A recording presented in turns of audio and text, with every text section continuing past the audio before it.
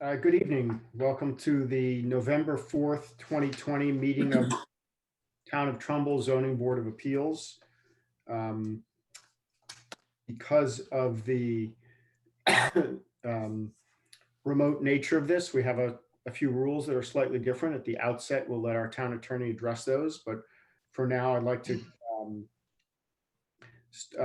call the meeting to session. This is the public meeting for November 4th, 2020, and we'll start with the Pledge of Allegiance. Mr. Wentz, would you like to lead us in the Pledge of Allegiance? Sure. I pledge allegiance to the flag of the United States of America and to the republic for which it stands, one nation, under God, indivisible, with liberty and justice for all. Justice for all. Thank you very much. I'll now call the roll. And I'll just do it in the order that I see everybody, and I'll stick to that order for the rest of the night. So Commissioner Rampino. Here. Commissioner Krieger. Here. Commissioner Real. Here. Commissioner Rosansky. Here. Thank you. And it looks like Commissioners Riley and Saunders are absent. So now we'll proceed with the. Oh, Commissioner Riley is here. Oh, look at this. Welcome, Commissioner Riley. You just missed a resounding Pledge of Allegiance, but you're in time to hear the first application.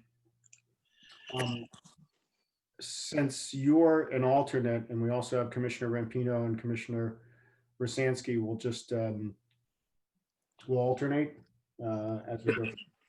Sure. Okay. I'd like to start. Well, first, is there a motion to accept the minutes from the October 7th, 2020 meeting? I'll make a motion. A Thank you. second? Motion by Commissioner Riley, second by Commissioner Krieger. Is there any discussion of the minutes? Has everyone read it to make sure it's accurate? Mhm. No discussion. All in favor of adopting the minutes? As Aye. noted? Aye. That's fine. The minutes are unanimously adopted. At this point, I'd like to hear from our town attorney just to address some procedural items. Everybody is a little familiar or unfamiliar with this technology as we go through it. I just ask everybody to be patient, let the speaker finish speaking before you speak, and please put your phone on mute if you are not speaking. Thank you. Mr. Cordone. Thank you, Mr. Chairman. My name is James Cordone. I'm one of the town attorneys, and for the record, this is the November 4th Zoning Board of Appeals regular meeting. This meeting is being conducted pursuant to the Governor's Executive Order 7B and 7I by video conference and teleconference over the internet and or the telephone. The public may comment during the public comment section of the meeting by either Zoom video or teleconference by electronically raising your hand, and instructions will be provided at that time. Please note that posting comments on Facebook Live or any other online format will not be included in the record, and the commissioners will not see that. The agenda for this meeting was posted 24 hours in advance on the Trumbull Town website, along with all the application materials. I would ask all commissioners to please remember to identify yourself before speaking for the benefit of those who might be listening by phone. And I would ask the chairman to make sure all votes on an approval of an application be conducted by roll call vote. And I would like to advise everyone that this meeting is being recorded. Thank you. Thank you very much. Ms. Finger, were engineering comments in the package that were delivered? No, they were not. I emailed them to the commissioners yesterday. Okay, I'll find them as we go. Thank you. You're welcome. And then, all right, so we'll start with the first application. When I say the name of the applicant and the number, please come forward and address the board, and please state your name and address or who you represent. Application 20-30, 15 Alberta Avenue, Chris Russo for Daniel Brzezinski. Please come forward. Chairman, members of the commission, my name is Raymond Rizzio, and I'm going to be representing Daniel Brzezinski. Chris is also here on another computer. He'll be sharing all of our presentation materials with you. This property, I mean, I could go through the list of variances, but what I'd like to do is basically tell you that it's properties on Alberta Avenue. Our client, Dan Brzezinski, owns a home that he bought and built in 2004 on a 50 by 100 foot lot. He's been there since 2004 and loves the neighborhood. Chris, let me just show you who Dan is. Dan would like to basically take the two lots next to him, one which is an old vacant lot and two which is an old cottage that was built in 1919, take them down and build two homes, the same type of home that he built, which is probably one of the nicest homes on the street. And he's talked to a lot of his neighbors, had tremendous support of this because it will clean up the lots, make things more conforming. So Chris, let me just show, if we can just show a quick picture, because I'd like to give you a feel. Dan is in the neighborhood, wants to stay in the neighborhood, and wants to upgrade his neighbors. So do you have a picture? Yeah, it's Dan's coming up. house? Sorry, so Dan's house is right there. And basically what we would like to do, he's on a 50 by 100 foot lot. Back in 2004, since it was not merged with anything else, Dan bought the lot, went in, they told him what the setbacks were and built the lot. Didn't need any variances, didn't need to go before any board. There was an older foundation there, and they basically said, since there was no merger clause to worry about, it was an old pre-existing lot, he satisfied what were the historical setbacks and built this home. Directly next to him is a vacant lot in an old home that was built in 1919. The old home is very non-conforming in that it sits only about 20 feet from the street. It has a 5.5 foot setback. Dan would like to be able to tear that home down, replace it with a home that looks exactly like the one you see tonight, and then build another home on the vacant lot that has never been built on since 1917 when these lots were established. So Chris, let's go to the historic map. So back in 1917, you'll love this when you see Main Street is the new road. It's probably our oldest road that most people can remember in town. So this is Lower Main. This is Reservoir Avenue. Off of Reservoir Avenue, this was called the New Road at the time. The E.J. Hawley subdivided this property, recorded it on the land records, basically all 50 by 100 foot lots. I know I've appeared, over the last 20 years, I can't tell you how many old 50 by 100 foot lots has ended up in front of this commission. Many of them built, some are leftover stragglers. In fact, this property actually has an address. The lot number 7 is 13 Alberta, and lot number 8 is 15 Alberta. Mr. Brzezinski lives on lot number 6, which is the identical size lot to the 2 that he would like to develop at 11 Alberta Avenue. So they basically were 2 numbers apart and all given mailing addresses. So this property was purchased by a Mr. Bergen back in 2009. He was under the impression that he had 2 lots. He never built anything across the property line, never had any intent to merge the lots. His deed, which if we can bring up a copy of it, specifically states he was buying lot 7 and lot 8. Unfortunately, if you moved into town, you thought you were buying 2 lots and you didn't know that you have to, if you took title in 2 different names, we probably wouldn't be having this, we wouldn't be here with this discussion today. But the regulations changed, the lots merged, and now the only way to build on the vacant lot is would be to get a variance. So that would be the only way to be able to split the lots, even though historically through legal precedent or without a merger clause, in other words, if the town never had this merger clause that was adopted in 2008, I believe, these lots would stand on their own. They would have been historical, and the whole thing would be driven by intent. the thing that you've heard me say in the past, which is extremely unfair, is that people had no idea of this merger clause coming through in 2008. Very few people leafed through 100 pages of regulations to find out how this one merger clause would affect them. So in effect, people lost a lot and lost their investment without ever being formally notified. Yes, it was advertised that we were changing the regulations. Yes, it was published. Yeah, there were hearings. But if you didn't know what merger meant, and you were a layperson, didn't understand the zoning consequences of this, in effect, the town took away lots, or the regulation took away people who thought they had purchased 2 lots and merged them together, even though there was never an intent to merge the lots. So that's what brings us here today. The variances requested all really only impact Mr. Brzezinski and the homes that he's going to build on. If we go to the site plan. So basically, if you look, the house that we just showed you currently exists on Lot B. That house, you can barely see the steps, is about 20 feet from the street. Mr. Brzezinski would like to pull the house back, make it almost 30 feet from the street, and then have 10-foot setbacks on the side of each lot like he has on his lot.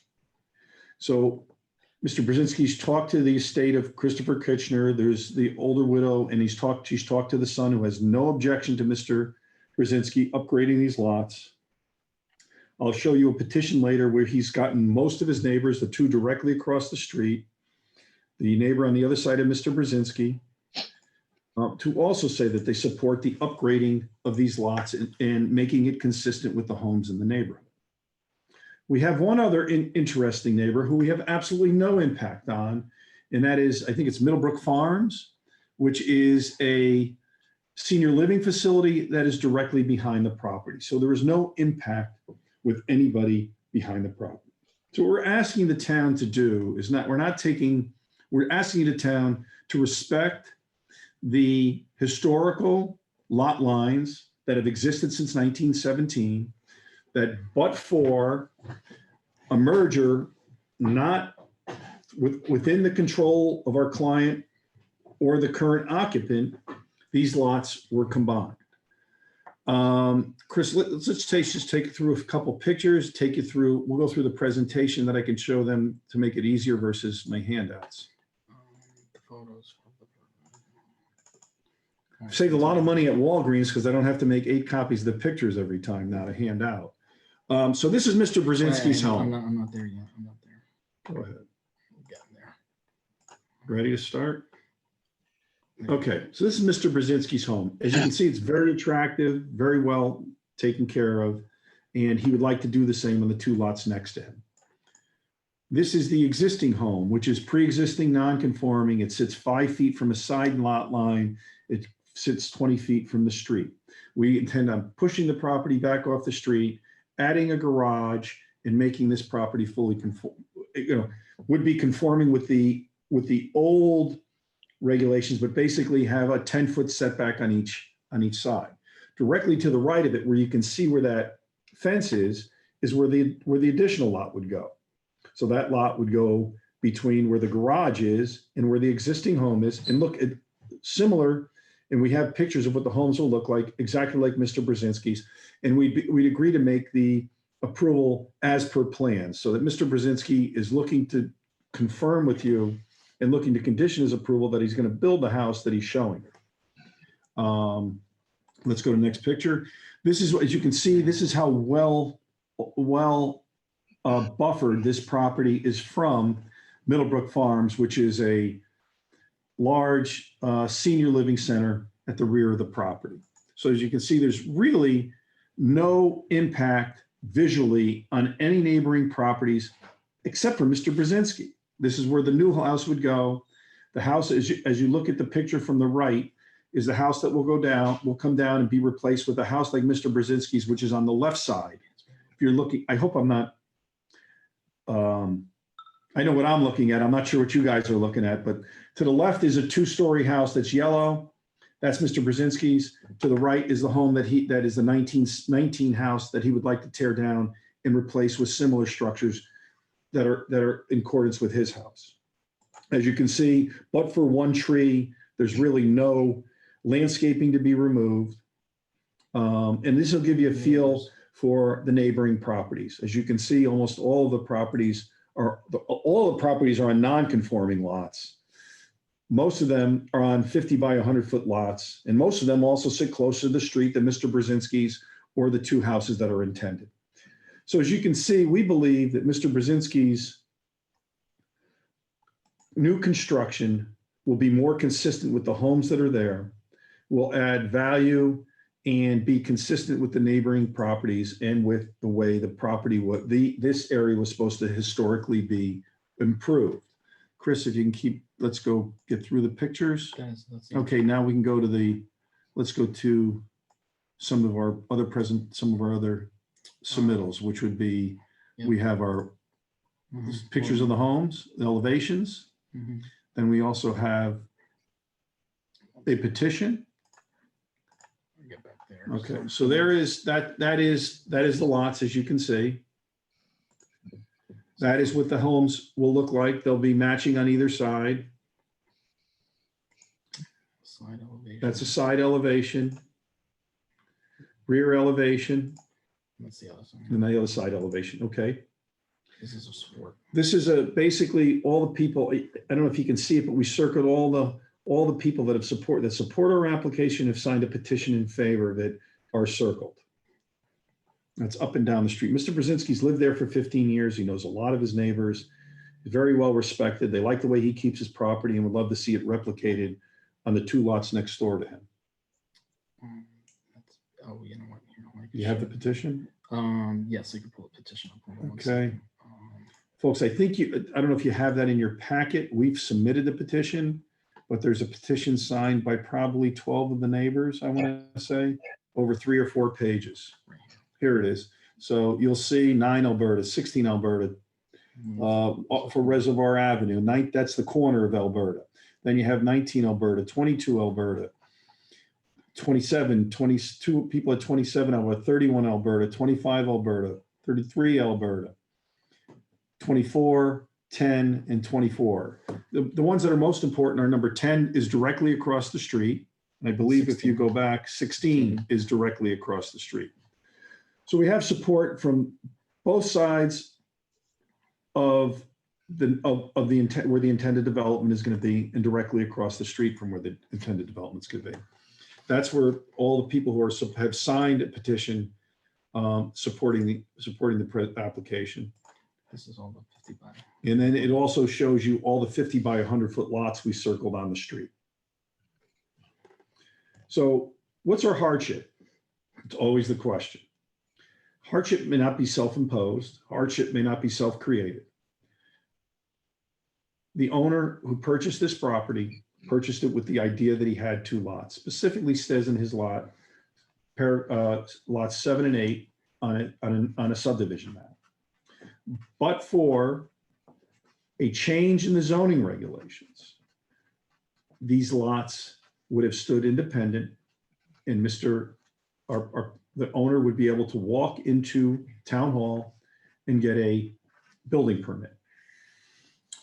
But for the fact that they didn't know the consequences of the merger, if they had put 1 lot in the husband's name and 1 lot in the wife's name prior to the adoption of this regulation, of which they got no formal notice, these people would be able to walk into a building department, respect the historic setbacks, and get a building permit. So this was not in any way a self-created hardship. This is not something done specifically for financial reasons. It's something that the person bargained for. It's also consistent with the master plan for the property. It's consistent with the way the properties have been developed. And frankly, we think will help the value of neighboring properties and be harmonious with the master plan and the regulations as they would have existed. I'd be happy to answer any questions. I can take the variances you can see are basically side yard and front yard but all of the variances, all of the side yard and setbacks that we are seeking, which are 10-foot side setbacks, almost a 30-foot front setback, 20, I think we're at 27 and 30 and 28, 30, the houses will be 30 feet, 32 feet from the street. The steps will be 28 feet from the street. 10 and a half foot setbacks on the sides. And we have no rear requirements. What's also important, and this is what's really important, when you look at lots, you try to say, does this lot belong on this size? This house that's proposed belong on this size lot? The best way, I think, to measure that is when you look at building coverage. Our client would be able to build, believe it or not, even on these 5,000 square foot lots, a maximum building coverage of 25%. His building coverage on these lots are 21.11 and 20.95. So as you can see, the coverage, meaning the density of the building on the lot, is consistent with even your current regulations. And for all those reasons, we respectfully request this commission grant this application. We think it's appropriate for the neighborhood. We think it's well supported in the neighborhood. We think it increases the value of neighboring properties and is consistent with which everyone else in that neighborhood was allowed to develop their properties since 1917. And but for the changes in the regulations, of which the owner was never specifically notified of the consequence. It was a general publication. You know, it would have been nice at that time. I mean, the town it would have been a tremendous impact. But, you know, the funny thing is, if you want to split your lot, you've got to notify the people, you've got to notify the town. But when the town, in effect, took away your lot, nobody was required to be specifically notified of the fact that they were going to be losing a very valuable investment. So for all those reasons, we believe a hardship exists and respectfully request this commission grant the application. I'd be happy to answer any questions and go through any specifics or review any of the materials submitted. Thank you, Mr. Reggio, for your thorough presentation. I appreciate it. I just have a few questions, just to be clear. Sure. You're asking us to essentially undo the zoning regulations of the town of Trumbull with respect to these lots that were merged by the zoning regulations. And is it accurate that every single one of the variances is required solely because of the separation of the lots? They wouldn't 100%, yes. So they wouldn't Correct. otherwise be required if they were separate lots in this zone. Is that right? Well, you'd always have to have, if the original house was torn down, you'd always end up with either a front or a rear setback. There's just not enough to build. You couldn't have a 50-foot front and a 50-foot back and build a home on a 100-foot lot. Yeah. And granted, with a 50-foot wide lot, you know, and 20-foot setbacks, without a variance, we could probably build a 10 by 1 foot house. Okay. Even on 100, I guess you could build a 60-foot wide house if the lots remained combined. Okay. The last time you appeared before us, you continued it because you were going to speak to the neighbors. Can you Correct. tell us a little bit about those discussions? Yep. He reached out, confirmed that he had the support of all the neighbors that signed the petition, and spoke to the son of the person who lived next door, who said they had no issue with it.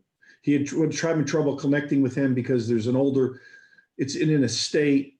The widow lives in the house. Really, she never comes out, and he managed to talk to the son, who said he had no objection with what he did with his property.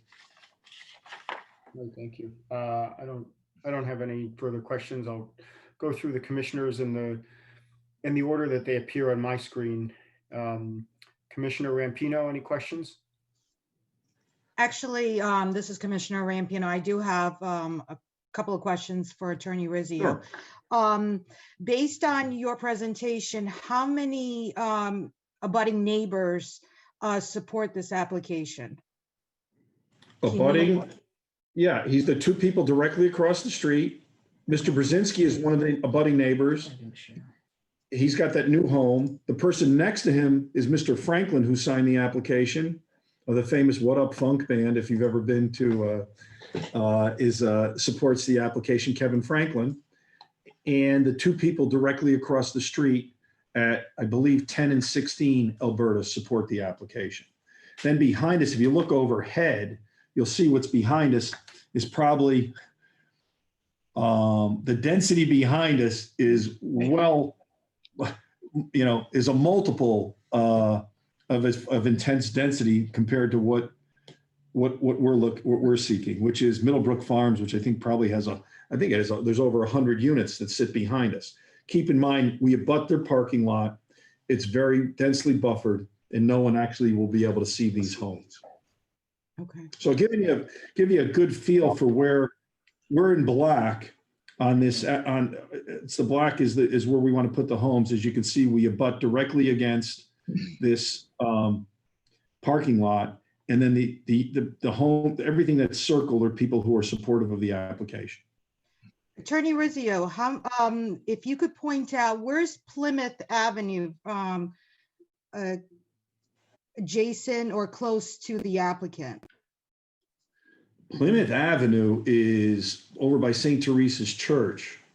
So it's not near it at all.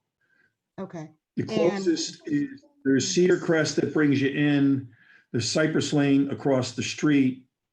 Then, there's Hawthorne Ridge across the street of Reservoir Avenue, which is another senior living property. Okay. So, yeah, I know we've gotten a similar variance with lots on both Killian that this commission has given and on Plymouth, which were old historic subdivisions which people own the property for a long time, were subject to this merger that they had no knowledge of and lost their lots. So we're, not to correct the chairman, but the way I look at it, Chairman, is we're not looking to you to disregard the zoning regulations. We're looking for you to honor the historic property lines as exists. Okay. Thank you. Thank you for the clarification.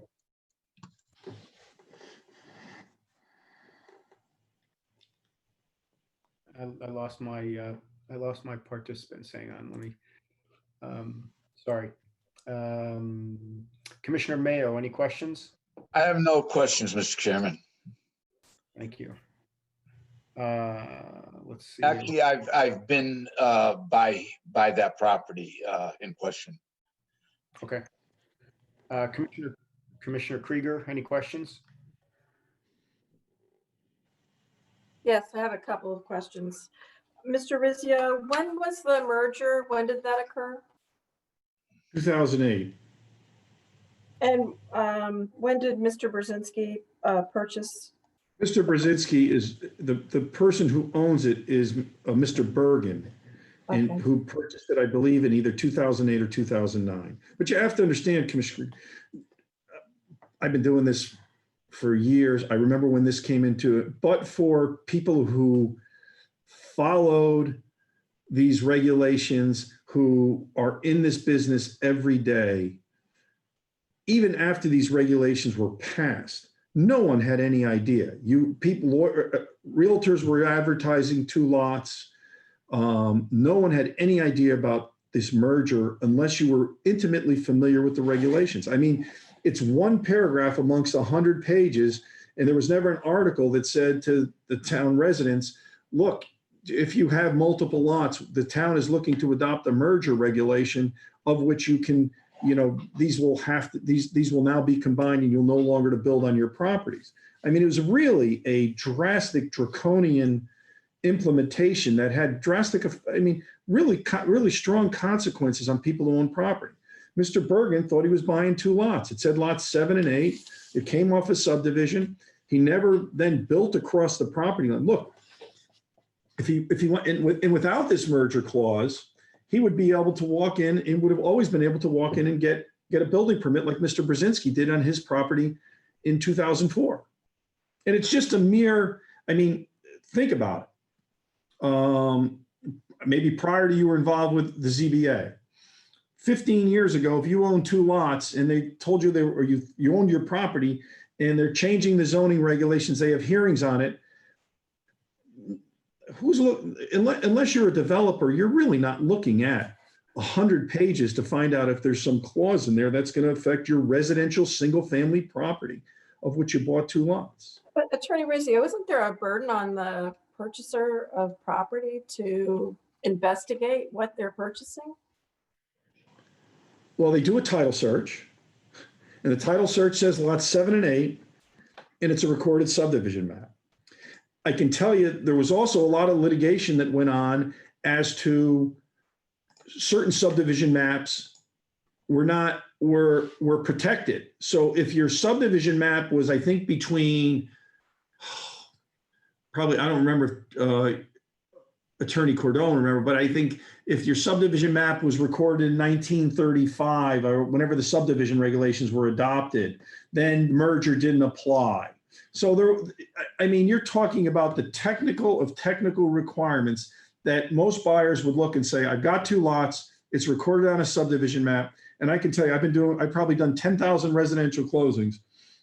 And I can tell you, 95% of the lawyers, and we have some lawyers on the board, don't review the subdivision regulations or review the zoning regulations on every closing that takes place. People are a lot more careful now because they've been surprised a lot in the last couple of years as these merger type issues have come about. But I'm talking about the practical effect for people who are residents of Trumbull. 99% of the residents of Trumbull, even though these things were notified, even though they had some hearings on it, did not know of the merger clause. The people who were in the development business showed up in my office and put 1 lot in their wife's name and 1 lot in their husband's name. And they walked in 10 years later and got a building permit. Or if somebody built across that property line, then they merged the property as a matter of law, not as and then they didn't have that right. But people who honored and respected these this lot line has been honored and respected since 1917.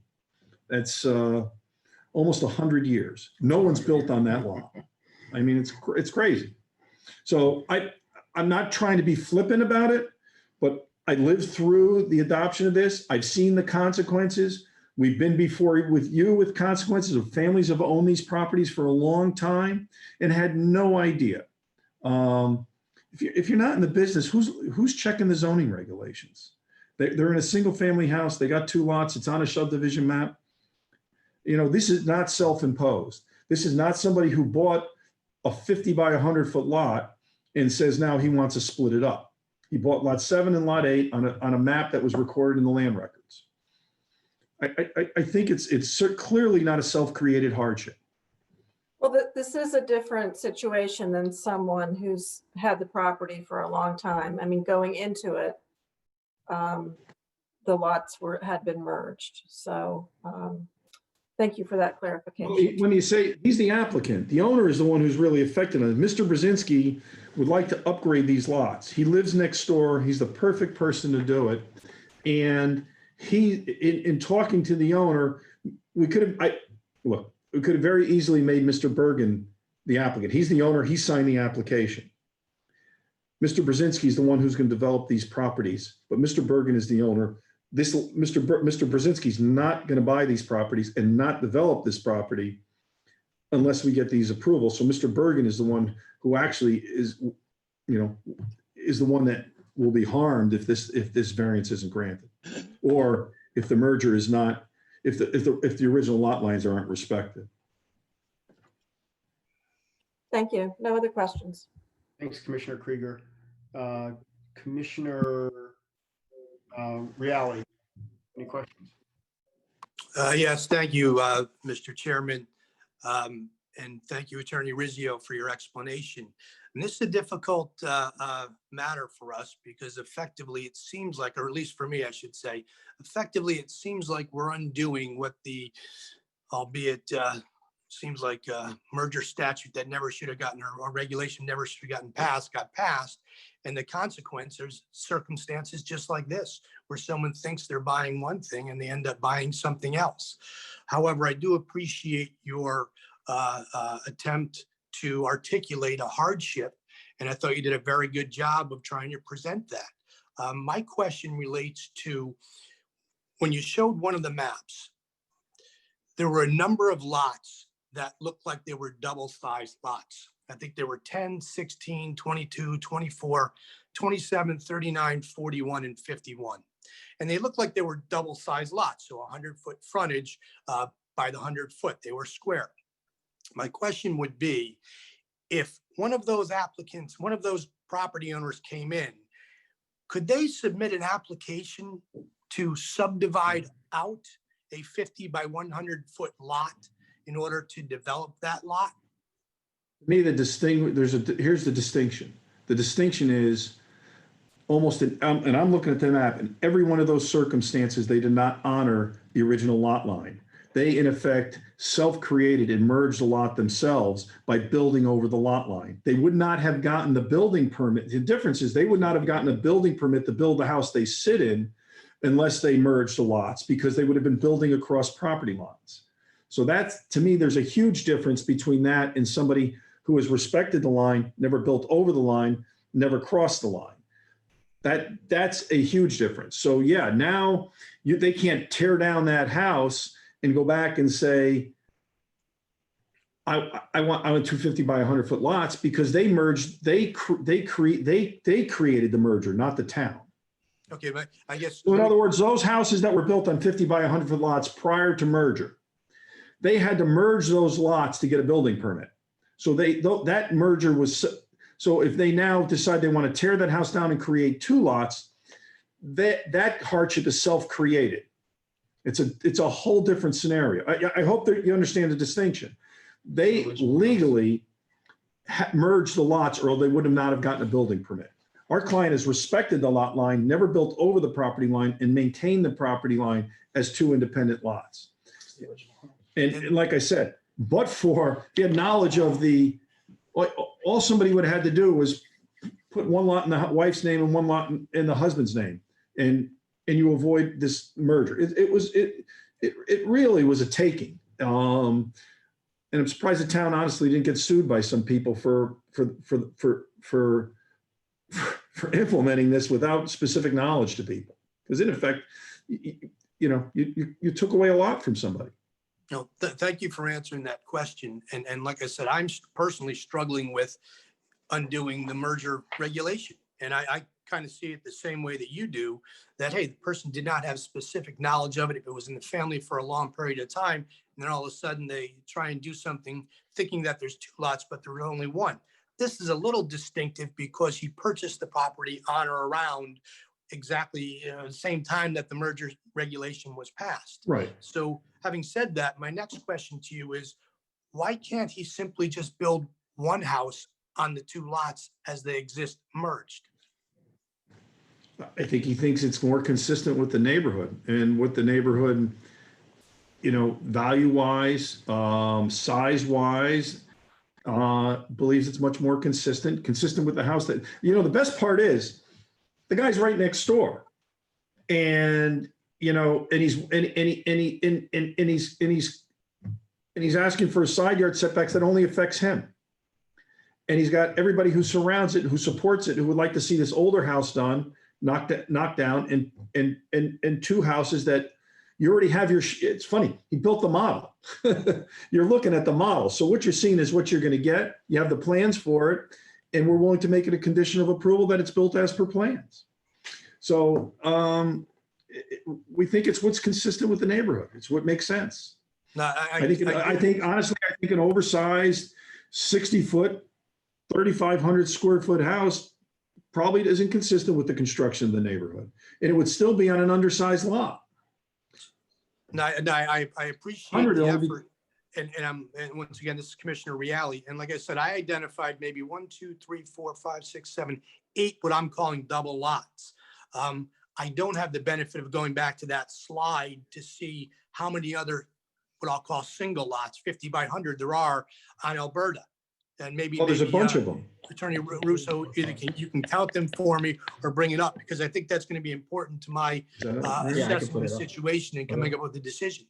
Sure. Hold on one second. Because you were the one who claimed, it's more in conforming with the neighborhood. That'd be Sure. helpful for me to see that. And one of the things that's important, Commissioner Reale, look at the maximum building coverage, which shows you that it's consistent with the lot, because we're entitled to have 25% maximum building coverage, yet we're staying below that at about 20 to 21%. 14.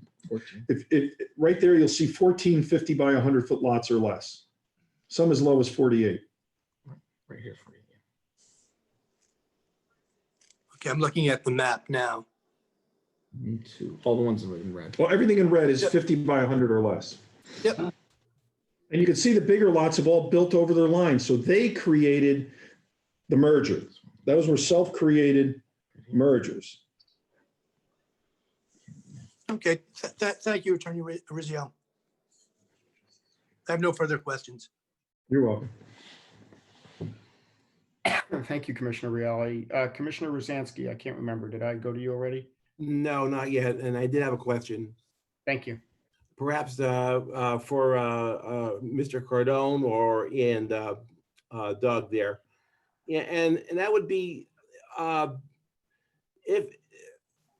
if this lot were pre-existing 2008 conditions and he wanted to build a home there, would he still not need a variance for that home on that lot? It would be because unless you could fit it, he wouldn't meet the zoning requirements for setback and for he obviously would be seeking a variance anyway in that situation. And if he was just the lot as it stands is not merged, okay, it's or was merged. So if to merge it, my understanding you need the variance in order to obtain to split the lot, or is this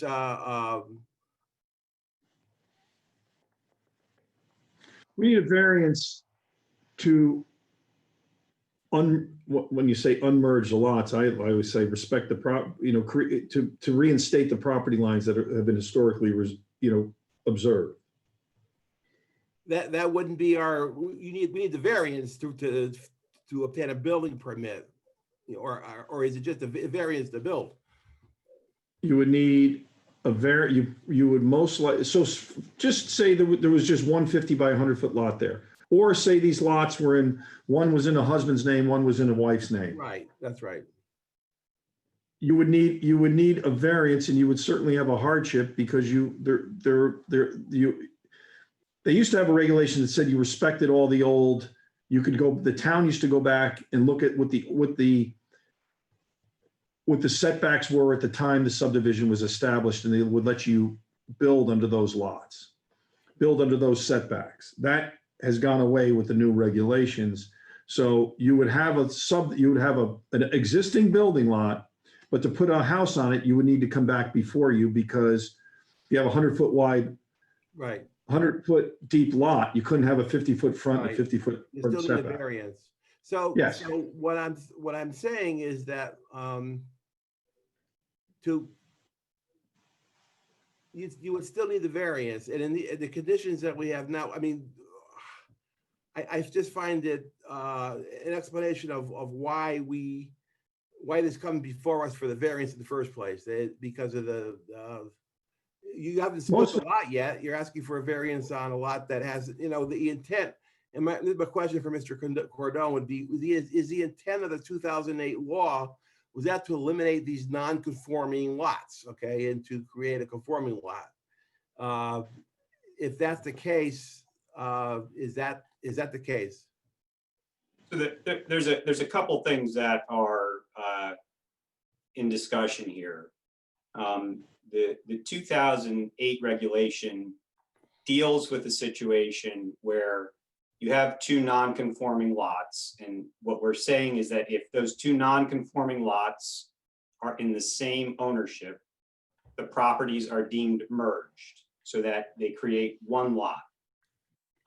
And so in doing so, the person could not say that prior non-conforming lot was a legal non-existing, a legal non-conforming lot that they could then build on as a matter of right. So what the intent of that regulation was to prevent sort of lots popping up all over the town and people saying all of a sudden I have a building lot here and I want to put a house on it. With respect to a subdivision, a priorly approved subdivision, there are certain laws that protect a prior approved subdivision from changes in the zoning regulations. In this instance, this is not a prior approved subdivision. This is a recorded map filed in 1917, which is different than an approved subdivision. So I just want to make sure that distinction is clear. I don't know if that answered your question, Mr. Oshinsky. Yeah, my question had to do with the intent of the law. Was it to eliminate lots with non-conforming? They're not buildable, in other words, by themselves. Correct. The intent of the zoning regulation was to make clear that non-conforming lots should become conforming. And one of the issues it specifically addressed is if you have two lots and under the same ownership, that lot is now deemed merged. You don't need to show that they built over the line. You don't need to show they built a driveway over the line or had a septic system in the other property. If they in prior ownership or the same ownership, then those lots are deemed merged. That's what the intent of the regulation is. And so for example, prior to this regulation though, and Attorney Cardone, you could hopefully, if you had built over that property line, then they were deemed merged and you could not split out the lots. Yeah, that would be correct. I mean, I think what's before the board tonight, and I can discuss this more in your work session, but just so Attorney Rizzio would have an opportunity to respond to what I'm saying is you have variances before you. For however it has come before you, it doesn't comply, it's non-conforming. So you need to make a determination whether you need to approve the variances that are before you. Even if the lots were merged, right? Mr. Chairman, can I ask a follow-up question to Attorney Cardone? Yeah, sure. Can we just let Commissioner Wozinski finish? Sure. Yes, no further questions. Thanks. Thank you. Commissioner Riley after Commissioner Reale, okay? Thank you, Mr. Chairman. I apologize for trying to jump in there virtually, of course. But my question goes directly to a comment that Attorney Cardone made, and maybe it's for Attorney Rizzio or Attorney Cardone, but you mentioned that, the 1917 map was filed. Could that 1917 map be considered like the functional equivalent to a subdivision map because it was one parcel that was subdivided into a number of parcels? I guess that's a question for either Attorney Cardone, counsel for us, or Attorney Rizzio to answer. Thank you. It except as relates to my client, it's given the authority of a subdivision map. So for example, everybody else who has a 50 by 100 foot lot who built a house there, that's a conforming lot, as long as you didn't keep one of the lots vacant for 100 years. So in that instance, if you kept one of the lots vacant, you own 250 by 100 foot lots, sorry, it's not a subdivision map as applies to you. We're taking that lot line away. But anybody prior to 2008 that in all reality acts as if a subdivision map that was approved by the Planning and Zoning Commission and they have all the ability to develop those lots. So that's the inherent hardship that we're talking about here. And I feel better about this because in situations where if the whole lot, if you didn't see what we drew in red with all the 50 by 100 foot lots that were there, if the whole neighborhood was everybody really built on 2 lots or 3 lots, and that's the way the neighborhood was developed. But most of the neighborhood, as you can see, and as supported by most of the neighbors, is built in these lots. The nice thing about this is because it comes before you, you get to control the development. You get to control the size of the house, you get to control what the house looks like, and you get to make sure that it's in conformity with the neighborhood when it's built. And I think we've Thank you. satisfied all those requirements and coming before you. Thanks. Let's, I just want to keep the discussion moving so we can go through the agenda. Commissioner Riley, do you have any questions?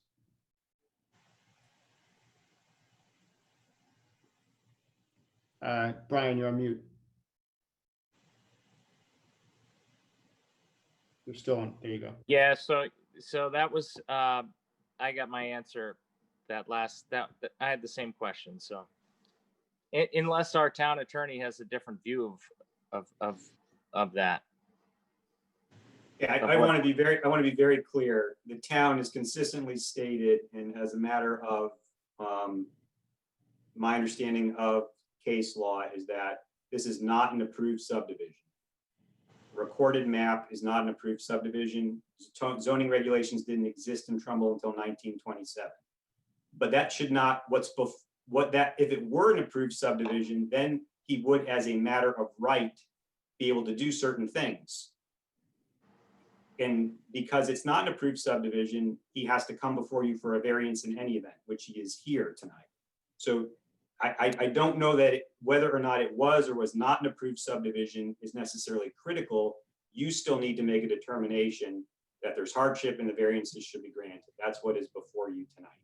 Thank you. I cannot say that was a priorly approved subdivision because it was not. So in the past, there would be what they call magazine lots. They'd be sold in a magazine, and they'd be a whole bunch of small lots, and people could purchase as many lots as they wanted to determine the size of the lot they were going to build on prior to zoning.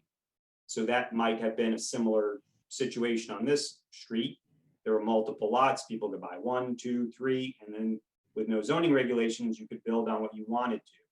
Well, zoning regulations came into effect, and now you have to comply with them. If it were a subdivision after zoning regulations were in effect, then the rules that were in effect at that time could apply to you. That's not here tonight.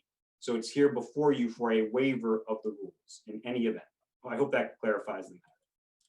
Thank you. So in 1915, because there wasn't, just because of time, and it's not an official subdivision because zoning rules didn't come into play for another 10 years or 12 years, right?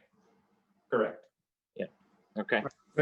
Can I also add, though, that there's a lot of subdivision maps that were approved post 1927 that had 50 by 100 foot lots, and that's where I'm getting to the whole crux of this argument. People think they're buying 2 lots. People think they have 2 lots. And I don't want to say on a whim, but certainly on a whim as relates to the general public, they were stripped of something that they had invested in and thought that they had and thought they respected.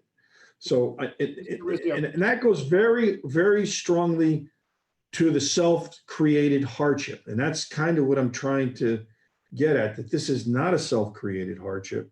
This is something that resulted merely as a change in the law and not as a change of the use of the land or anything that was actively done by the property owner. All right, Mr. Riley, any further questions? Yeah. So was this land taxed as or these 2 lots, were they taxed separately? And was someone paying? They were not. No, they were treated as they've been paying taxes as if it's 1 lot. They have had it still has an address of 11 and 13 Alberta Avenue. So our client thinks they're buying 11 and 13 Alberta Avenue. What would you think? It says lots 7 and 8. That's what you think you have. Right. No, I think I've got my understanding. Thanks. Thanks. Any further questions, Commissioner Riley? All set? I'm all set. Okay, Mr. Rizzio, I just want to talk about 2 things. One, Commissioner Krieger's line of questioning about the fairness argument, which seems to be sort of half the argument of what's at play. Doesn't that go away if they bought the lot around the same time the zoning regulations were changed? I don't think so. I mean, you have, If they didn't do their diligence, it's hard to, have sympathy for this sort of fairness argument. I mean, if they owned it for generations, it'd be one thing, but if they bought it around the same time the zoning regulations changed, they Well- could have found out. you would have had knowledge. Want me to share What's that? the deed? Hold on 1 second. What date was it? What? I don't have the deed in front of me. I know it was 2009. I think it was early 2009. The regs were changed in 2008. Oh, so they bought it. I disagree with you. I don't think, and I know that this was not a well advertised thing. This was not something that was intended. I know you struggle with it, but it is a matter of fact that people think they bought 2 lots. They've honored those subdivision lines. They didn't merge the lots. They never tried to merge the lots. It had 2 addresses, and frankly, that's what they thought they had. And then the other thing is that most of the neighborhood is developed in accordance with 50 by 100 foot lots. I understand. Let me, the other question is Mr. Reale's line of questioning regarding, just building one house here. If you had to come forward today and just build one house on the double lot, so to speak, would you still need all of these variances, all 3, 4, 5, 6, 7 variances? I would need, it's, how deep's the lot? I would probably need some variances, and the lot would still be non-conforming. Right. That's the funny thing about it. But I guess what I'm getting at. Only because these weren't in separate names. What's that? Depends on how big a house you want to build also. But Yeah, when you say in separate names, if the zoning regs were passed in 08 and your client bought in 09 and they were merged in 08, what could be done in separate names at that point?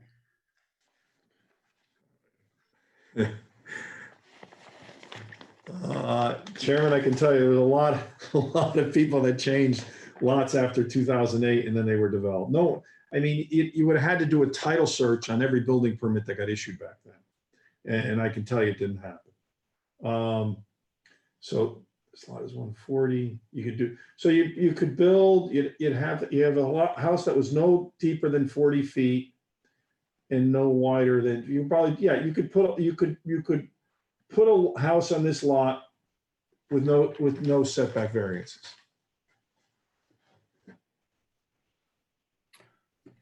Okay. The setback variances the setbacks that we're asking for are consistent with all those in the neighborhood and all the adjoining properties. And really the only person impacted by the side yard setback is our client. We're making the property more conforming by moving it further off the street than what the property currently exists. And there's no rear yard setback as relates to the property from the rear. I mean, we're just asking to develop this lot in accordance with the way the property's been historically developed. Got it. Okay. I don't have any. Neighborhood, I should say. All right. I don't have any further questions. I know we've taken up a lot of your time. If there are any other quick questions, follow-up questions from the rest of the commissioners, I'm going to go to the rest of the audience. Is there anyone else here who'd like to speak in favor of application 20-30 15 Alberta Avenue? Please come forward. So if there are any members of the public who would like to speak, at the bottom of your screen, you can press the raise hand feature. If you're on the phone, you can press *9. Thank you. All right, let's give people a minute. I don't see anything. If I could also, Mr. Chairman, some people are beginning to post comments.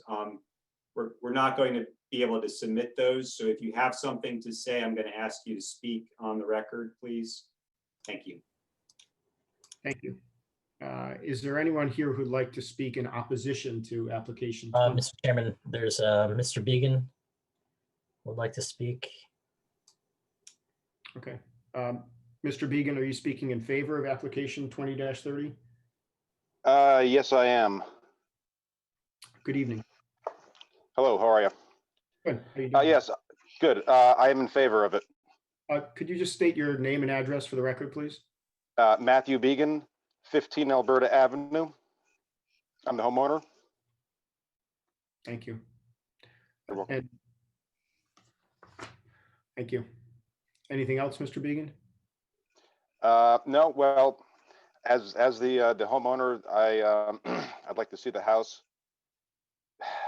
become on par with the rest of the neighborhood.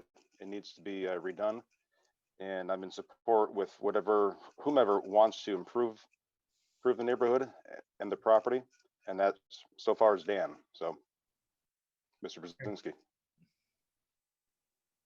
Thank you. Commissioners, anyone, rather than go through the names, just if there's a hand raised, any commissioner would like to ask Mr. Began any questions? Seeing none, thank you very much, Mr. Began. Is there anyone else who on the phone or on the Zoom call who'd like to speak in favor of application 20-30? Please come forward. Mr. Chairman, there was somebody else who I brought in, but I don't know if they're still here. It may have been, there was another resident who would like to speak. I brought him in as a panelist, and I think I lost him, but. Okay, there was someone who was sending messages that may have been him. Looked like a Mr. Hatch. It wasn't Mr. Hatch, but if Mr. Hatch would like to speak, you can All right. press the raise hand button. Is there anyone here who'd like to speak in opposition to application 20-30? Please come forward. Okay, Mr. Hatch has raised his hand, and I'll bring him in. Thank you. And Mr. Tucker's on deck. Mr. Hatch, your phone is on mute. Mr. Hatch?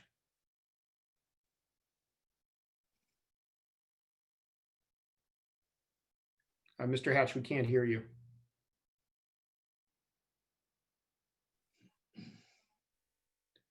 Could you try again?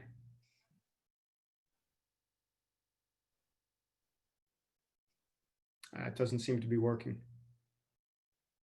Mr. Hatch, at the bottom of your screen, you should see where the audio button is. Click on the caret icon, and you should be able to select your microphone.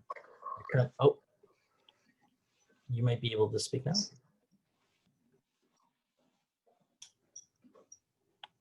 Mr. Hatch, I think you put it on mute. How's that? Can you try speaking? Nope.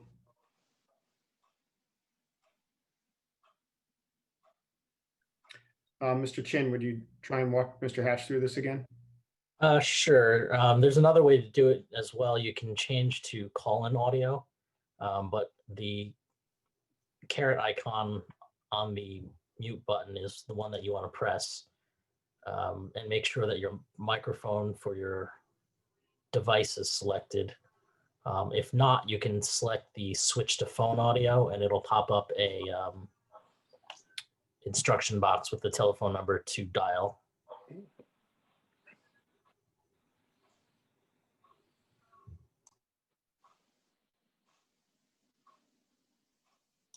Mr. Chairman, Mr. Tucker is also here. So why don't we take the next person and Mr. Hatch, as soon as you get connected, we'll take you next. Mr. Tucker, please state your name and address. And I've asked for people in opposition. Please make clear whether you're in opposition or in supporting application 20-30, just so we're all clear. Hi, this is Ike Tucker at 16 Alberta Ave. And I'm here with my wife, Sarah Patricia Tucker. I will just state, yes, we are in semi-opposition. We did originally say that we were in favor of it back in March, I believe, when Mr. Brzezinski brought it up to us, as Mr. Brzezinski is someone in our neighborhood who we all get along with really well, and I think he's a great person. And when he brought it to our door to chat about what his plans were for this property, I think we all thought it was great because it would restore the house that's a little bit in need of repair. And so we thought this is a great opportunity for the neighborhood to kind of get back a little bit more life there. However, over the past few months, we've seen a pretty decent change in just kind of the land here in our neighborhood, especially with a lot of erosion. Also, we've talked to some of our neighbors behind our houses with a lot more flooding coming up now that people are starting to change their properties in the landscape. And so this property sits directly across from us and is actually higher than our property. And so we're under the impression right now that if there was a shift in and especially adding an additional house to that property, that might dramatically affect our house as well, and kind of the way that the water is going to flow from that property downward. So that did come up recently, especially with a lot of the storms that we've had. So that was one of the things that kind of came to mind for us. And then the second thing is too, we think that his plan is great and the houses look great from what he showed us. And he's done a great job with his property. And we definitely think that if there was an opportunity maybe to renovate the current house that's there, rather than putting 2 new houses on there, we definitely would support that. But we feel that having 2 houses on there at this time might dramatically shift what our property would be like as far as kind of the water and just an overall presence in the neighborhood. I don't know, Sarah, if you have anything else to add. No, I just will say that I fully agree with that. Mr. Brzezinski has a beautiful home, and we're certainly not totally opposed, but I do have concerns with 2 properties of that size going on the lot right across from ours.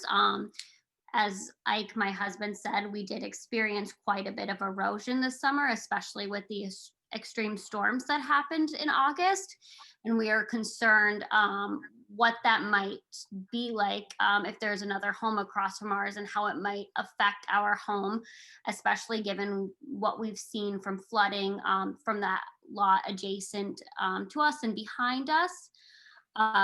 So it's not that we're opposed, but we certainly do have our concerns. And also, I will say, historically too, I'm a little sensitive to those things.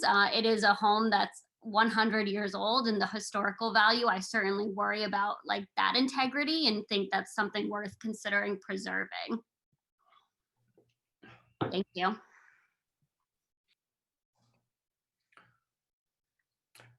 Do any of the commissioners have any questions for Mr. and Mrs. Tucker? Just raise your hand if you do, otherwise.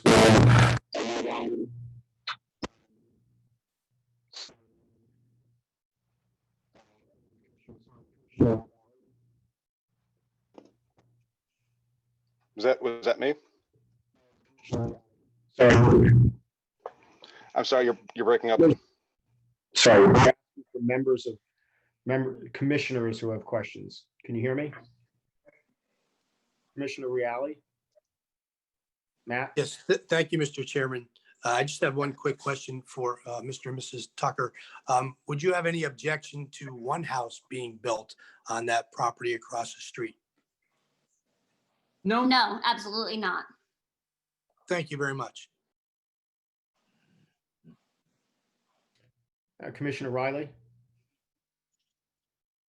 I think it'd be important to add that whatever was built there in current building codes, there would have to be proper stormwater management, which is a little bit different than probably the lion's share of the houses on that road. So as far as additional water off roofs, things like that, there would be a plan put in place to keep keep that water impact erosion virtually eliminated.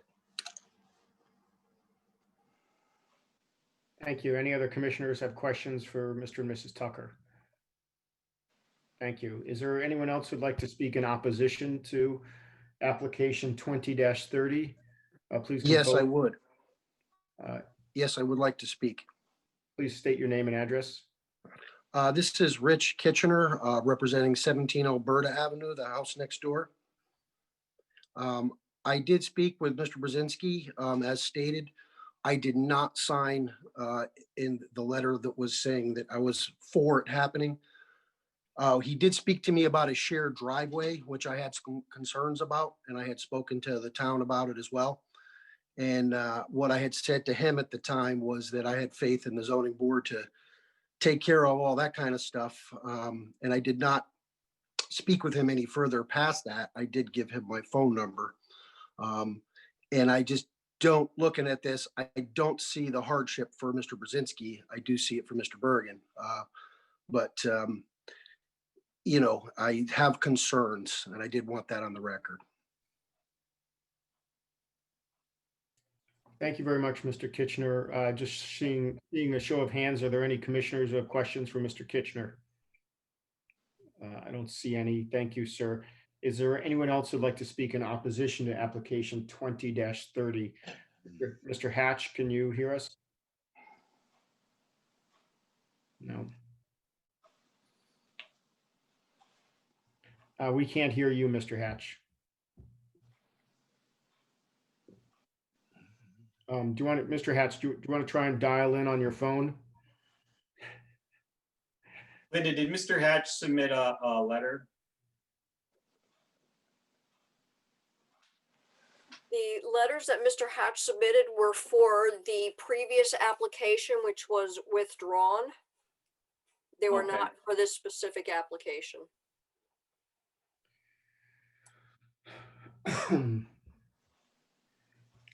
We seem to have lost Mr. Hatch. Bill, what are Mr. Chin, what are our options here? Can he call in on a landline and just? Sure. Mr. Hatch, if you could take a number down here, I can give you the phone number. Okay, the telephone number to call is area code 312. I don't think he's listening. 626 6799.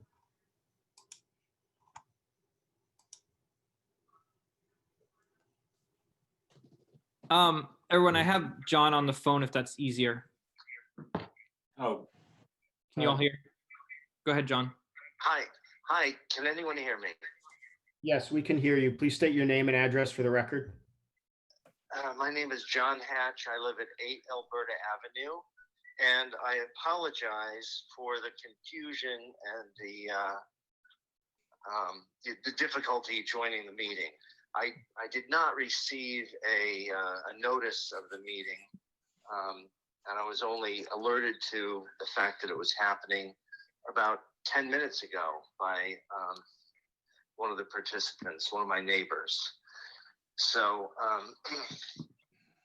I'd like to speak in opposition, and I did send in a couple of letters. One of them is dated August 4th. I can read that into the record if you want me to. One of your commissioners, the young lady, Ms. Finger, I think is her name, said that it was sent in regarding a previous application that had been recalled, but I still think it's relevant. So I can either read this or revise it to suit this present, issue, whatever you want me to do. If you wouldn't mind, making a sort of a succinct summary of it for us, on the phone now, I think that would be helpful for everybody. Wow. I apologize again because I did not hear your response. If you could summarize your points, that would be fine. You don't have to read the letter verbatim, but as long as you tell us your points and communicate to us your points, that would be fine. Okay, I'll be very brief. There's an existing house there, and the zoning was changed to the current code, which is different from what it was when that house was built. And I don't see, the potential buyer, he's not even as far as I know, there isn't even a contract. It might be a verbal agreement. Somebody wants to buy the property, build 2 houses there because it was previously zoned for 2 homes. The zoning was changed, I think sometime in the 70s, although I'm not sure entirely when, but the zoning was changed. And now we all live under a different set of rules. So if the property hasn't been purchased under false pretenses, and I don't think it has, I don't see any good reason to change the existing zoning laws to allow 2 homes to be built on a lot that currently has 1 home. And if they want to tear down that existing home and put up a new one, a nicer, more contemporary home, that would be fine. But I don't see the necessity of putting up 2 homes. There's, I think here in Southern Trumbull, along the Merritt Parkway corridor, we're experiencing a huge increase in housing density. 10 Trumbull, or whatever the name of that development is, and there's also one right down the street on Reservoir Avenue, just south of the Merritt. I don't know the name of that. I don't think it's open yet, but there's this huge influx of new housing. And I think our neighborhood doesn't need to join that. I think there's plenty of room there for a nice home on the existing lot. I don't think there needs to be any waiver to allow 2 homes. And I'm not trying to dispute my neighbors. I have to live down the street from these people. So it's not something I'm doing out of spite or anything like that. I'm really trying to maintain the integrity of the neighborhood, which has a lot of young families moving in, and older folks like myself and others. So, I've lived here for 25 years. So I'm an established member of the community. That's more than a summation of what I had in the letter. So I'll stop right there. That's my objection. Thank you. Thanks very much, Mr. Hatch, and no apologies necessary for the telecom issues. Sorry, any commissioners have questions for Mr. Hatch? Just a show of hands if you do. If not, we'll move on. Thank you.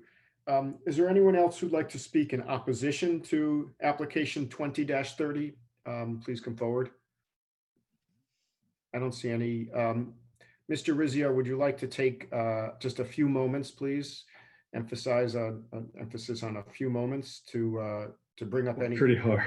any new relevant points, and then we can move on. Yeah, very interesting couple things. Number one, with regard to Mr. Hatch, it's ironic that he lives on a 50-foot wide lot that's 200 feet deep on a corner, which is really no different than the lots that we're proposing. So, it's a question of timing when people say, well, it was okay for my house to be here, but it's not okay for you to replicate it down the street. I just find that very, very difficult to accept. With regard to the Turners, I was under the impression, my client was under the impression, and we would certainly, as Commissioner Riley said, what development that we're proposing will be something that will have to go through engineering. We have to be able to have stormwater drainage on the lot that shows to the town in major storms of almost, I forgot which years, I think they put it down to even like a 20-year storm, that there is zero water runoff. We have to zero water runoff on our property. So the property least likely to ever cause the Turners any kind of erosion or water problems will be the properties that being developed not the property as exists. And I think that's important. And I'd be happy to continue this matter, give the client, give the Turners an engineering drainage report that would show how all the water would be contained on the property if the commission's so be fit. Equally surprised as Mr. Kitchener's comments, and my client would be more than happy to talk to him because this is the first that he's learned that Mr. Kitchener could have a problem with this application. He did not propose to share a driveway. What he proposed to do was fix Mr. Kitchener's driveway. So Mr. Rizzio, I think there's. Sorry, if you're proposing to continue the hearing, I just want to be cognizant of the fact that this has been continued once already. And I just wanted to make sure we don't run afoul of any. No, I would specifically waive any statutory requirements to open, close, or make a decision on the hearing. My client feels very strongly that Tuckers live across the street from him. He does not want to have any issues. He would like to show them that he certainly did not design anything that would have a negative impact on the property. In fact, he thought he was part of the solution to their problem versus any additional cause to their problem. So if the commission would so see fit, I'd respectfully request that we could continue this application so that we can meet with both neighbors, show them what is designed there from an engineering perspective, and leave it open for that sole purpose, so that you didn't have to listen to me repeat myself for another half an hour. If the commission so see fit, I'd respectfully request that we'd have that ability to meet with the neighbors to go through those things. Mr. Cordone, is that a sufficient waiver to satisfy that we've dotted our I's and crossed? Yeah, no, thank you. Yes, we have 65 days within which to start the public hearing, which we have, and we have 35 days within to conclude it, and then an additional 65 days, and then another 90 days. We got loads of time, so we're okay. I thank you for the consent from Commissioner Rizzio. I just need a motion, Mr. Chairman, to continue the public hearing to our next regularly scheduled meeting, December 2nd, if the commission is so inclined. Do we make that motion in our private session, or do we make that motion now? If we are done with the presentation as far as this evening goes, then we make the motion now. Okay. Do I hear a motion to continue application 20-30? So moved. Commissioner Reale made the motion. Is there a second? Second. Okay. I don't know that we need any discussion, but is there any discussion? All in favor of continuing application 20-30 until the next session, which is in first week in December? December 2nd is the meeting for the public and the commissioners' information. December 2nd, 7 p.m. December 2nd. All in favor, please raise your hand. Okay, and it looks unanimous. Thank you very much. That's application 20-30. The next application is one that was continued. This is application 20-34. 6567 Main Street, Christopher Russo for Trumbull Superstock Realty. Please come forward. Chairman, it's Raymond Rizzio again. It's my understanding there's only 4 commissioners that will be voting on this matter. And I'd like to have 10 commissioners, but I'd respectfully request I think we would have the authority. Typically, the commission is granted the request of an applicant to be able to make an appearance before a full commission. I'm also in the process of asking my client to reduce the number of, my client is trying to get a reduce the number of vacuums from 4 down to 2, and getting a sound person to give you some information on that. But I really would like to present this in front of a full board. That's your desire. That's fine. I don't think we need a motion for that. Mr. Cordone, is that correct? Again, it's a public hearing, so we could have the same motion continue it to December 2nd meeting. Okay. Just one clarification, Mr. Rizzio. Chairman Elbaum. Yes. When Commissioner Riley joined the meeting, we do have 5 commissioners who are available to continue the hearing and vote on the application. Okay, you could just tell us who the 5 are who can vote on this? That would be Elbaum, Krieger, Reale, Rampino and Riley. Rampino and Riley. Attorney Rizzio, you still, if you still want to continue the matter for the other reasons, that's of course fine. Yeah, we're trying, I'll either do that or withdraw it and then come back with 2 vacuums or withdraw completely, but I'd rather just continue it. I've talked my client into reducing the number of vacuums down to 2 and now getting a sounds person to give you the information required. In any event, I wouldn't go forward with regard to 4 vacuums tonight, so I'd respectfully request the commission continue this matter. Okay, Mr. Rizzio, just one clarification. When we last heard part of this application, we had continued it so you could have a sound engineer. If there is a sound engineer report, would you please provide that in advance of the meeting so we all have a chance to see it? And so if there's any of the neighbors want to review it as well in advance, thank you. 100% Chairman. If not, I'll withdraw the application. Okay, super. Is there a motion to continue application 20-34? I'll make a motion. Commissioner Rampino made the motion. So Commissioner Rampino, yes. Yeah, and Commissioner Riley seconds the motion. Thank you. Second. Any need for discussion? Hearing none, seeing none, all in favor of continuing it? To our December 2nd regular scheduled meeting. To our December 2nd regularly scheduled meeting. Thank you, Mr. Cordone. Okay, that's continued until December 2nd. Thank you very much, Mr. Rizzio. Application 20-38, 35 Elaine Street, Charles Krasinski, please come forward. Hello, can you hear me? Yes, I can. Good evening, Mr. Krasinski. Hi, how are you? Thanks for your patience. I know we've been keeping you waiting for a while. No, it's okay. So tell us about, please state your name and address for the record. Excuse me? Please state your name and address for the record. Charles Krasinski, 35 Elaine Street, Trumbull, Connecticut. Thank you. Please tell us about your application. All right, so first, let me just say thank you for taking some time out of your agenda for me to plead our case.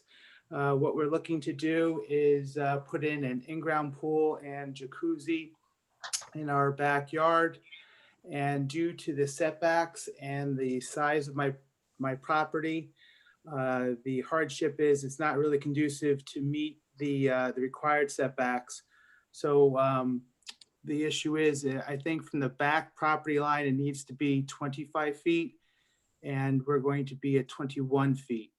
And I think from the front of the property, it needs to be 150 feet, but that's not really feasible based upon the whole depth of my yard. So you can see there within the drawings where we're planning on putting this this pool and hot tub. And we feel it fits the best aesthetic view of my property. And because of the hardship of the way that the size of this property is, that's why we're asking for your variances. Thanks very much, Mr. Krasinski. I don't have any questions. Commissioner Rampino, do you have any questions? I do have just one question. This is a corner lot. Is that correct? Yes. Okay, so your setbacks are different then. Okay, thank you. Just wanted to confirm.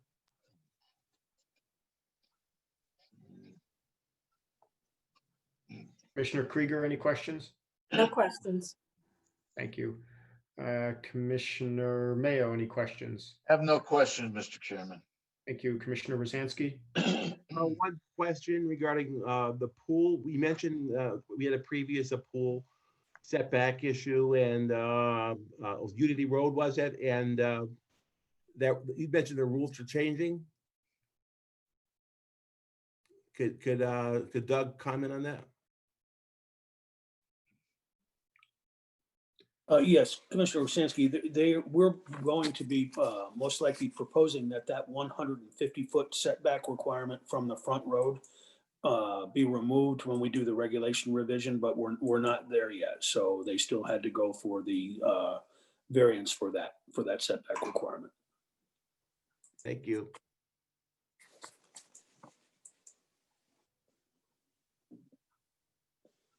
Any further questions, Commissioner Rosansky? No further questions. Thank you. Thank you. Commissioner Riley, excuse me. Yeah, the quick question, the spillover jacuzzi, so that's integrated and into the pool? Yeah, Or is that I think you can separate? see the little square. It's like, right, you see the 16 by 32, and then there's the pool that's right, I mean, the jacuzzi, it's right behind it. Yeah. That's Is what's causing it to be too close to the property line. Right. Is this integrated into the pool? Or is it just sitting next to the pool? I think it's integrated. Okay. Is this, okay. So that's the actual shape of the pool itself. You couldn't move that jacuzzi or that spa to the right side. It has to be there? The way that we're looking to do it, because we're trying to keep the side property as much grass as possible without trying to intrude on that, because we have children that still like to use the yard, for it would start eating into the property too much. Right. Yeah. Is this a fiberglass drop-in pool or is this a No. gunite? It's a liner. It's a liner. Got it. Okay. I can't afford those. Now I think I've got my answer. Thank you. Commissioner Riley, you going to show up for a swim? Yeah, it could happen. Commissioner Reale, any questions? Yes, thank you, Mr. Chairman. I have one quick question. So there's an above ground existing pool, is that correct? It's gone. Oh, it is, but the outline is still there on this map. Yes. And is it true that the outline of the existing perimeter of where the pool was located, that encroaches into the setback already, is that correct? Yeah, but that pool's gone. Right, I took it pool's down. gone. Right, that pool's gone, but the pool that when it was there, Yes. it encroached into the setbacks. You were already encroaching into that setback, and you're just extending it a little more now for the purpose of putting in the jacuzzi, correct? Correct. Okay, thank you. I have no further questions. Thank you, Mr. Krasinski.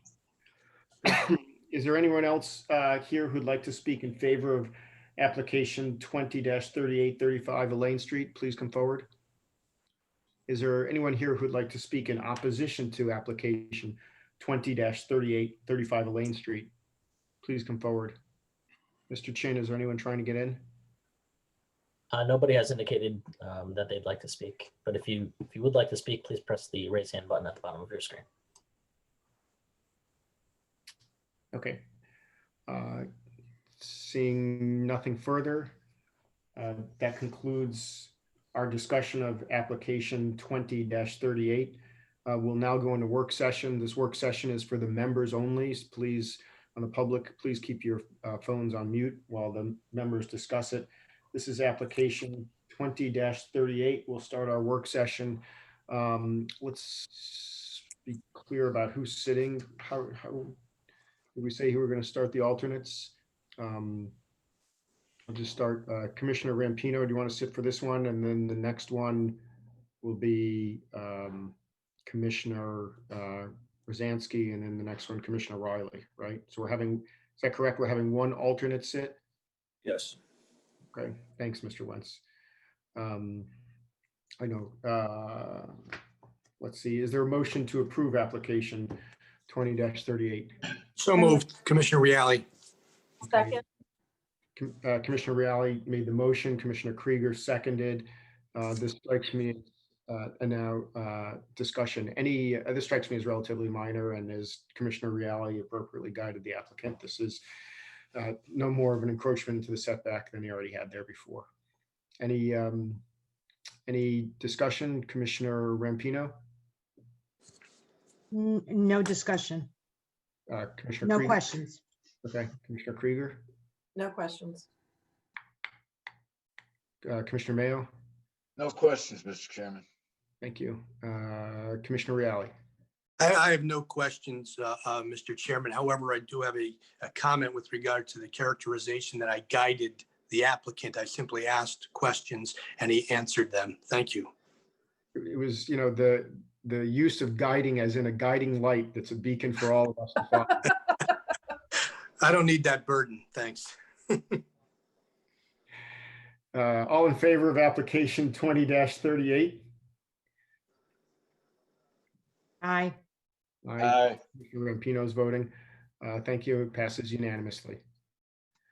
All right, we'll reopen the public hearing, application 20-39, 48 Ridgeview Avenue. Eric Thorold, please come forward.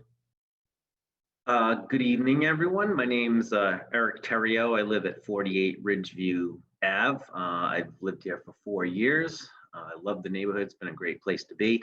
The hardship that I need to address is that my fiance and her girls will be moving in here in the summertime, and I already have 2 boys here. I have a 3-bedroom ranch, and in addition to having some new drivers coming into the house, and I need an additional bedroom. So right now I have a 1-car garage. It's more like an attached shed, so I can't actually park a car in it more because of the depth, and there's a staircase located down into the basement within that makes parking there a little awkward. So what I'm asking to do is to create a 2-car garage, which is going to be a little bit deeper. I believe it's like 2 feet deeper than the existing one. That'll make it functional for 2 vehicles to get in there, which will keep some cars out of the driveway and be a little more aesthetically pleasing. And then the setback towards Clemens Road, it'll come to the edge of what is the existing driveway. So it would just basically look like it should have been that large to begin with. Neighbors that I've talked to in passing all seem pretty excited. I had one neighbor who actually asked me for the plans. When he saw what it was going to look like, I could present that, or I think you guys all have that. He was actually excited about it, and I think people are pleased that it'll be an improvement to the house. It'll obviously be siding the house along with the job, and it'll be in line with a lot of other existing properties around here that definitely are pushing some setbacks, and also people have been doing some work on the houses, so I look forward to kind of improving the neighborhood in that way. So that's what I'm asking for tonight. Thank you, sir. Sorry for the mispronunciation of your name.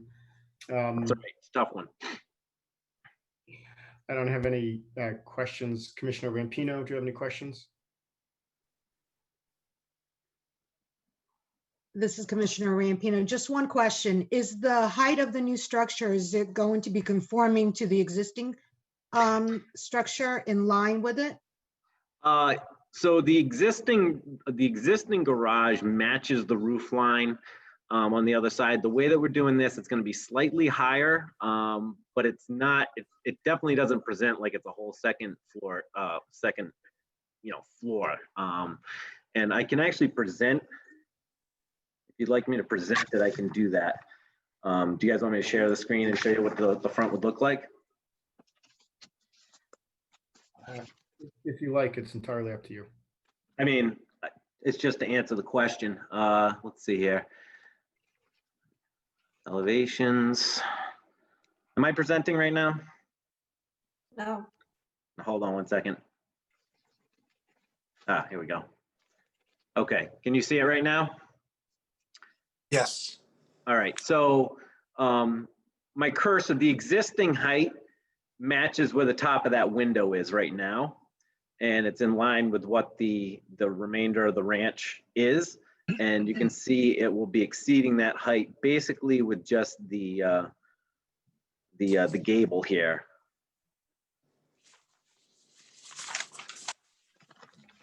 So it will confirm, this is Commissioner Rampino, it will conform to the height regulations Oh, yes, it'll definitely conform to the maximum height regulations. I thought you were asking whether or not it was changing, if it was gonna be taller than the existing structure that was there. Oh, no, this is just a one floor ranch. There's plenty of houses that are 2-story colonials in the area that are certainly higher than that. And there's actually 3 houses away that's gone probably 8 feet higher than what this is. Thank you. No more questions. Thank you. Commissioner Krieger, any questions? No questions. Thank you. Commissioner Mayo, any questions? Yeah, one quick one, Mr. Chairman. Is this septic or city source? Septic. All right, thank you. I'm sorry, no, I'm sorry, that's a total lie. It's on city sewers. Oh, okay, okay. Sorry. Okay, no more questions, Mr. Chairman. Thank you. Commissioner Rosansky, any questions? No further questions. Thank you. Thank you. Commissioner Riley, any questions? Thank you. Commissioner Reale? No questions. Nice presentation. Thank you. Is there It was anyone hard to else? follow up the lawyer. I had to be ready to present. It was thorough. We appreciated it. Is there anyone else who'd like to speak in favor of application 20-39, 48 Ridgeview Avenue? Please come forward. Is there anyone who'd like to speak in opposition to application 20-39, 48 Ridgeview Avenue? Please come forward. If you're in the public and you want to speak, you need to click on the raised hand function on the, where is it, Mr. Chin? If it's a raise hand button at the bottom of your screen, or *9 if you're on the phone.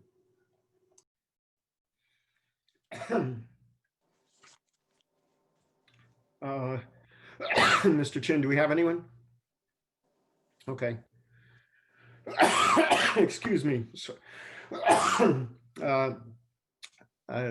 Hearing none, I'd like to go into the work session now. Is there a motion to approve application 20-39? And make a motion to approve. Okay. Second. Is there a second? Second. Mr. Reale seconded. All right, so for this one, Commissioner Rampino, you sat last time, so Commissioner Rosansky, you'll sit for this one, and Commissioner Riley and Commissioner Rampino will not be voting. Okay. I know this is a big improvement, but most of it goes pretty much straight up. I don't really have any issues. Commissioner Krieger, I don't have anything. Commissioner Mayo, No questions, Mr. Chairman. Commissioner Rosansky. Yes, a question for the applicant. Well, we're in the Oh, okay, we're in the non-public session. right. So any comments before the vote? No comments. Okay. Commissioner Reale? The only comment I have is that I did drive through the neighborhood and drive by that house, and it's in conformity with the neighborhood, consistent with the staff's report. And I don't know if there's any engineering comments on this application or on the prior application, but I would remind the chairman that there may be engineering comments. Thanks very much, Commissioner Reale. The prior I was one- not, just for the record, I was not guiding the chairman on that. I'll take your guidance any day. The beacon that I am. Yes. Commissioner Rashansky does have a question. Sure. Or comment, I should say. I would say that typically, from what I've seen, and I've been in town for 27 years now, and that typically the application like this will follow with a second-story addition at some point. It's a rather, it's a large addition, a little offset, and it would be, I mean, that I know we're voting on this application, and I don't see any problems with it. I don't see any issues with the, if you were to add, that would have been my question to the applicant, would be, does he intend to any future addition second story addition of sort. It's a, I know he mentioned this for a room for bedroom, but that would be my only comment, that typically I've seen that these would follow with an addition. But I, no problems with that. Okay. And as I was saying, just on the engineering comments, there were none on the prior one. There are some on this one. Hearing no further comments, let's call the vote. All in favor of application 20-39. Mr. Rosansky is the voting member, and Mr. Reale, Krieger, Elbaum, all in favor, and Mayo, all in favor. It passes unanimously. For application 20-39, we have engineering department comments. Prior to engineering approval, applicant must obtain a driveway permit and show compliance with the administrative policy for stormwater management and drainage design standards. Thank you. Application, we'll reopen the public hearing now. Application 20-40, 102 Inwood Road, Mary Lombardo, please come forward.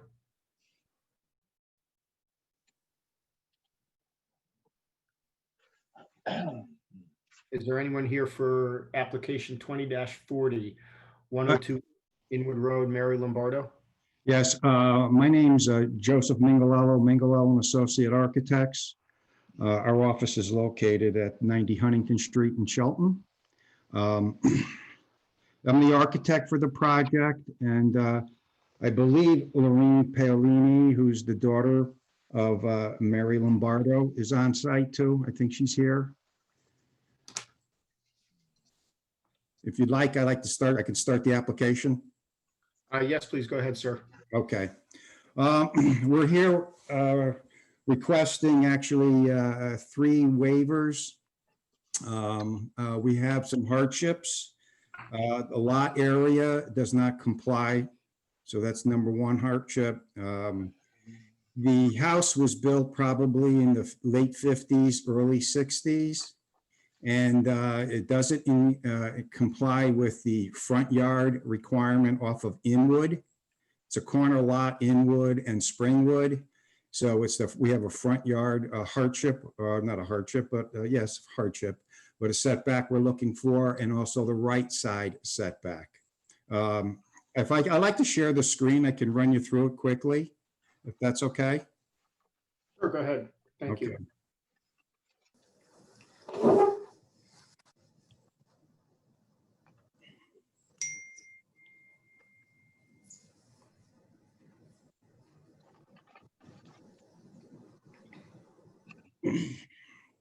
Can everyone see the site plan that I just presented that I have up on here?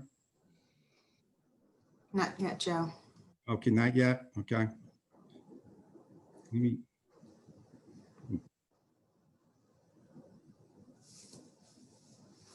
Okay. To share your screen, there's a green button, share screen. Yeah, okay, hold on. Let me, I have it up on mine. I'm just trying to get yours up here. Should be 3 clicks. It's click the green button and then Right, click. yeah, let me just reduce this here and see if I get back on.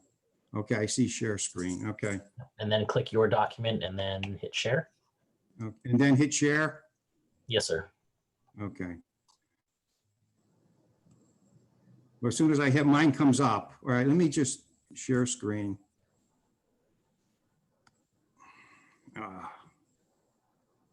Okay.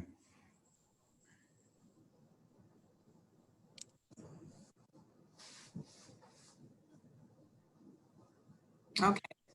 Saw it, Joe. Go back one. Go back one, okay.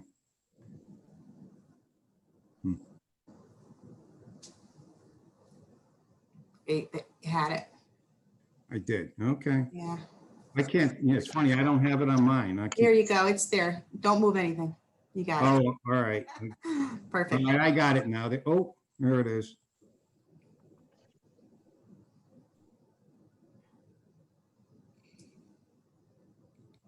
All right, I got it. Hallelujah. All right. As you can see, it's Inwood Road, Springwood Drive, okay? And as you can see, I'm going to highlight the setbacks. This is the setbacks, present setbacks off of Inwood and Springwood. This is the existing residence as it is right now, built in the late 50s, early 60s. And right now, it obviously, the front of the house encroaches well into the front yard, both on the front and also the right side, okay? What we crosshatched here is a front porch and stoop we'd like to add to it, okay? And also, we also would like to add a garage. There's an existing one-car garage that comes in underneath the house here, okay? We'd like to make it 2 cars, but the problem is the road elevation at Inwood, the water slopes down and runs down into the garage. It has a drain, but it never works, so the garage floods on heavy rains. So we'd like to make it 2 cars instead of adding and entering from Inwood. We like to come around Springwood and enter, and I'll show you the elevations there so you can see them, what it's going to look like. It's basically, we're gutting the interior and the exterior, refinishing both inside and out, putting the new porch, add some curb appeal, and that's so we're doing the same thing with the garage addition on the end here. This garage addition, you go up to the next drawing. Go down one. And everybody said, this is the garage addition off of Springwood. So right now, this is the 1-bay garage. We turn it and enter off of Springwood. We can get 2 bays. Okay, so that's 10-foot addition on the end of the house that we're adding on. And then if I go to the next floor plan, basically interior renovation, expanding the bedrooms at the end here, and we're adding a sitting room out the back, which is in total conformance with the setbacks. And then in terms of the elevations, what you see is front elevation. This is, we're again adding a really nice front porch. There's already an existing porch there. It's a stoop and some steps. So we're basically bumping it out another foot from there, but we're adding, making it much wider so it lines up with the end of the house. And then the grade slopes off where we enter at the lower level here. And the entrance off of Springwood, this is the 2-car garage that you see. So the house is getting totally redone in and out, adding some curb appeal and some value to the community. Does anyone have any questions about what we're trying to do?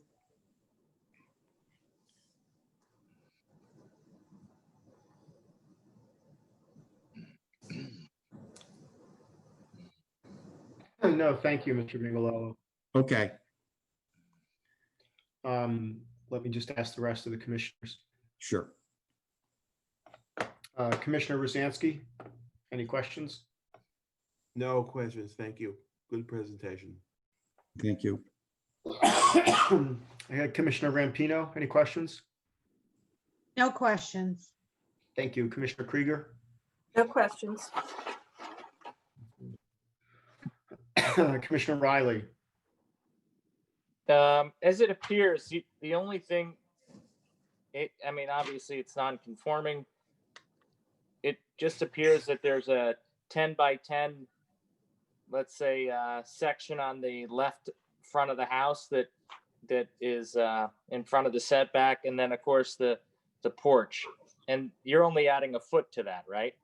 Let me just go back to the, this we're adding, there is a porch here right now as you enter it here, okay? So we're making this, we're taking that down and we're adding the porch to the whole front of this here, okay?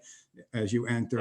Yeah. And then the 10-foot addition is really from here. This is the existing back, so we're adding 10 feet onto it here. So, right. Yeah. But only like 10 feet of it.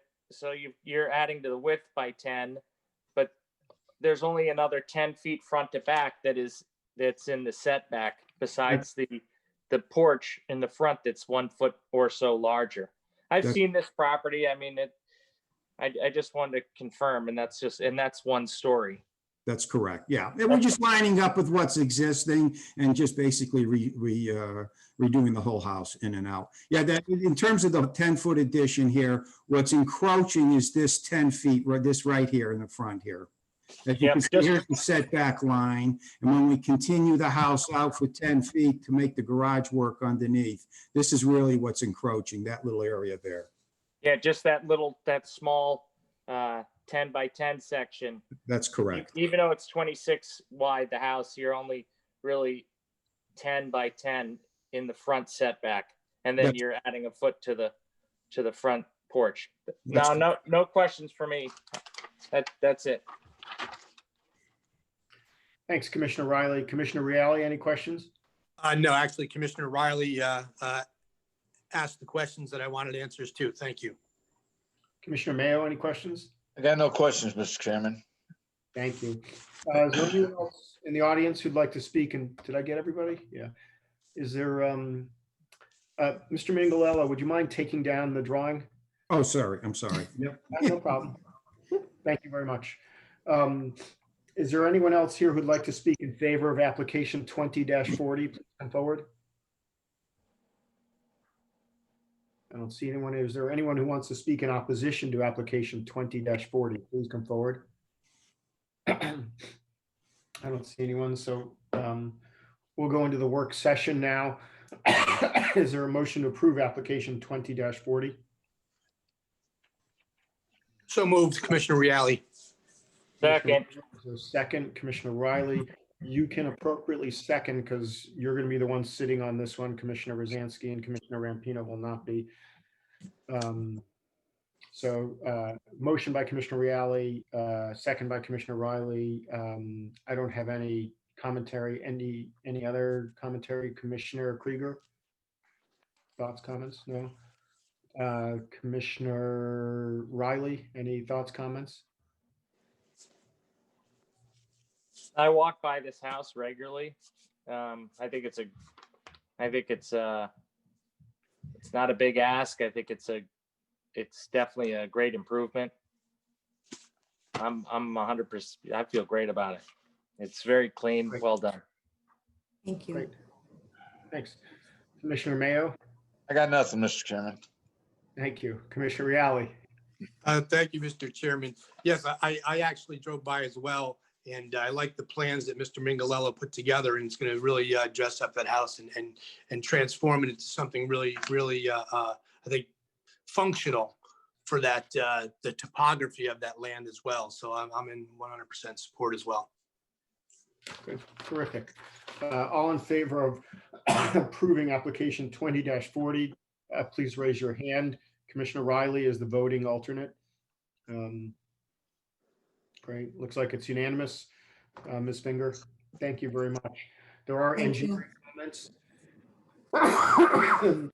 The engineering comments are: prior to engineering approval, applicant must obtain a driveway and street opening permits and show compliance with the administrative policy for stormwater management and drainage design standards. We'll now reopen the public session for our last agenda item, application number 20-41, 16 Edgewood Avenue. Richard and Elizabeth Wecker, please come forward. Good evening. Good evening, Mr. Commissioner and fellow board members. This is Richard Wecker of 16 Edgewood Avenue. The reason for our request for variance is to build a two-story addition to the back of our existing house. This is the first significant alteration we've made to the house since we moved here in 1985.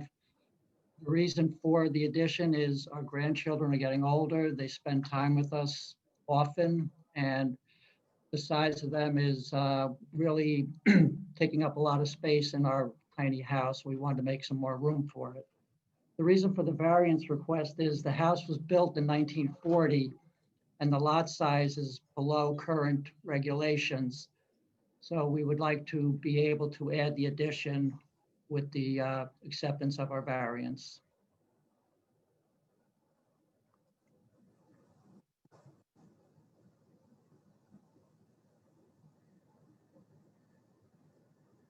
Sorry, if you could just give me 1 minute. Appreciate it.